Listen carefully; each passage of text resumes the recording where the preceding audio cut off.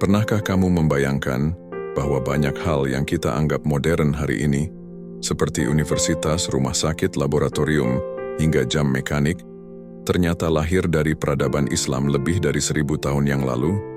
Mari kita kembali ke masa ketika dunia Islam berada di puncak kejayaan, masa yang dikenal sebagai zaman keemasan Islam, dari abad ke-8 hingga abad ke-13 Masehi. Saat Eropa masih tenggelam dalam masa kegelapan, kota-kota Islam seperti Baghdad, Kairo, Cordoba, dan Damaskus justru bersinar terang dengan ilmu pengetahuan, kedokteran, dan teknologi.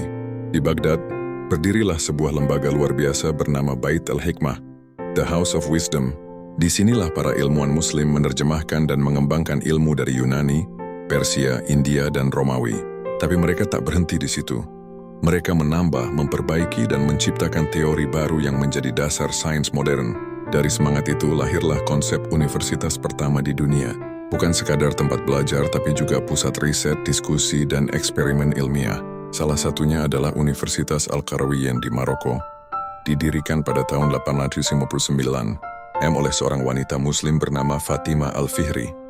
Ya, seorang wanita, lebih dari 1000 tahun yang lalu, mendirikan lembaga pendidikan tinggi yang masih aktif hingga sekarang dan diakui UNESCO sebagai universitas tertua di dunia. Sementara itu, di dunia medis, umat Islam mengenalkan konsep rumah sakit modern. Di era Khalifah Harun al-Rashid, berdirilah Bimaristan yang berarti rumah untuk orang sakit.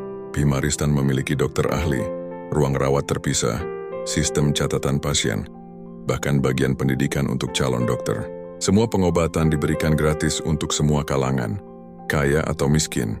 Salah satu tokoh besar di balik sistem medis ini adalah Ibn Sina atau Avicenna, penulis kitab Al-Qanun fi al-Tib, The Canon of Medicine, buku yang menjadi pedoman kedokteran di Eropa hingga abad ke-17.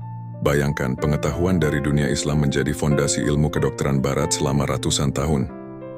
Lalu ada Observatorium Astronomi, tempat para ilmuwan Muslim meneliti pergerakan bintang, planet, dan waktu salat dengan akurasi luar biasa. Tokoh seperti Al-Batani dan Al-Tusi menciptakan tabel astronomi yang nantinya menjadi dasar bagi ilmuwan Eropa seperti Kopernikus. Bahkan mereka menciptakan jam mekanik pertama di dunia, bukan sekadar jam air, tapi sistem roda gigi dan berat yang menjadi dasar jam modern. Salah satunya adalah karya Al-Jazari, sang insinyur jenius dari abad ke-12 yang juga dikenal sebagai bapak robotika. Ia membuat jam gajah, jam air besar dengan patung gajah, naga, dan burung, yang bisa bergerak otomatis. Teknologinya menjadi inspirasi bagi mesin-mesin Eropa ratusan tahun kemudian. Dari universitas hingga rumah sakit, dari observatorium hingga jam mekanik, semuanya adalah bukti bahwa peradaban Islam tidak hanya beriman, tapi juga berilmu, berlogika, dan berinovasi. Umat Islam di masa itu percaya bahwa menuntut ilmu adalah ibadah, dan bahwa memahami ciptaan Allah adalah cara mengenal Sang Pencipta.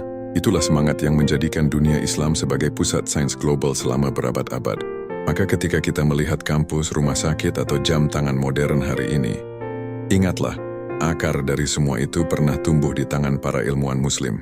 Dari Cordoba hingga Baghdad, dari Al-Qarawiyyin hingga Bait al-Hikmah, dunia Islam telah menyalakan obor ilmu yang menerangi seluruh dunia. Inilah warisan peradaban Islam, peradaban ilmu, akal, dan cahaya.